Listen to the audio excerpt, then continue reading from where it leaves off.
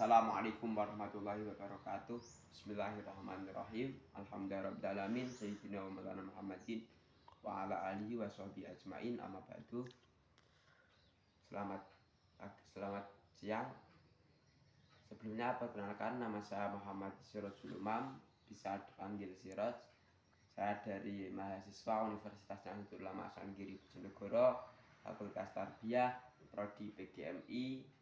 Langsung saja di sini saya akan menjawab atau melaksanakan tugas dari mata kuliah Bahasa Jawa dalam ulangan tengah semester yang dibimbing oleh Ibu dosen Nurul Mahruzah. Di sini saya akan mengambil satu materi dari materi yang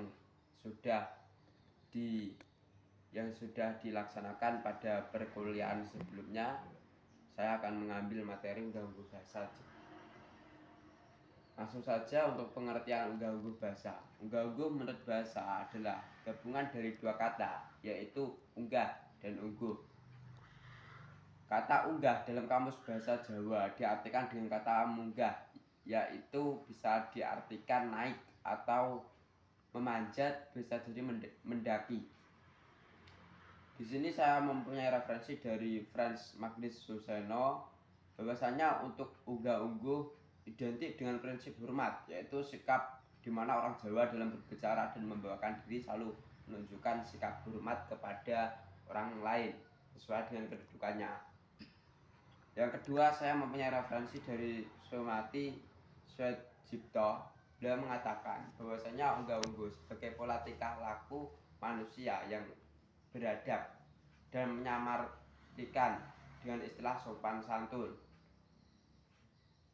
Yang ketiga, dikatakan oleh Clifford Geertz bahwasanya istilah unggah-ungguh disebut juga dengan adab asor, yaitu suatu sikap merendahkan diri dengan sopan dan merupakan kelakuan yang benar yang harus ditunjukkan kepada setiap orang yang sederajat atau lebih tinggi. Yang keempat, dikatakan oleh Marmoyo Dwi Harjo bahwasanya unggah-ungguh adalah tingkah laku berbahasa menurut adab. Jadi bisa disimpulkan untuk unggah-ungguh bahasanya adalah tata cara agar bahasa kita sopan terhadap orang lain, baik yang setinggi kita atau seangkatan kita, bisa jadi sebawah kita. Untuk jenis-jenis bahasa Jawa itu ada 4 bahasa. 1. Bahasa Jawa lugu. 2. Bahasa Jawa moko alus. 3. Bahasa krama lugu. 4. Bahasa kromo inggil. Untuk tingkatan bahasa, nomor 1 bahasa ngoko lugu. Ngoko lugu merupakan tingkatan pertama dan paling dasar dalam bahasa Jawa. Bahasa ini hanya diterapkan untuk komunikasi dengan orang yang muda atau yang kedudukannya sejajar dengan kita. Jadi untuk seangkatan kita atau sejajar seumur dengan kita. 2. Bahasa ngoko alus. Bahasa ini digunakan untuk komunikasi dengan orang yang sudah akrab tapi masih menjunjung tinggi kesopanan dan rasa saling menghormati.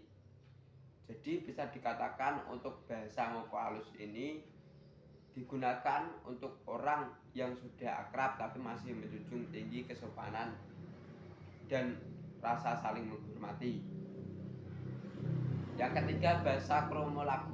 Bahasa kromo lugu ini digunakan untuk komunikasi dengan orang yang secara usia lebih tua atau lebih tinggi kedudukannya serta sesama teman yang belum dekat dan akrab.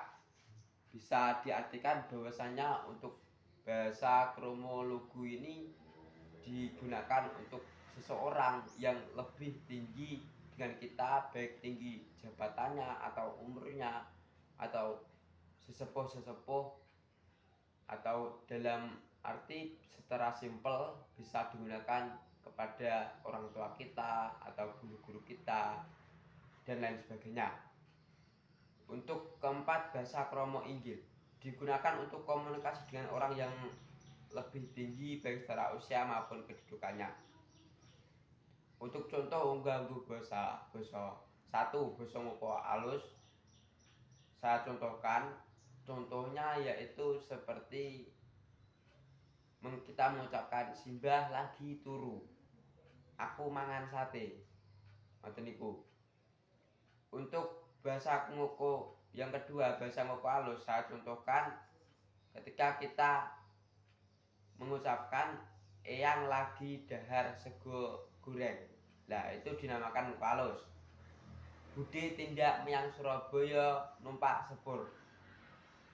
Terus bahasa kromo lugu saya contohkan bahwasanya Pak Dito boten mucal amargi sakit. Ngoten niku bisa diartikan dengan kromo lugu. Mbah Darmi sare wonten kamar. Itu juga kromo lugu. Untuk keempat, bahasa kromo inggil. Saya contohkan panjenengan sare jam pinten. Nah, ngoten niku kromo inggil.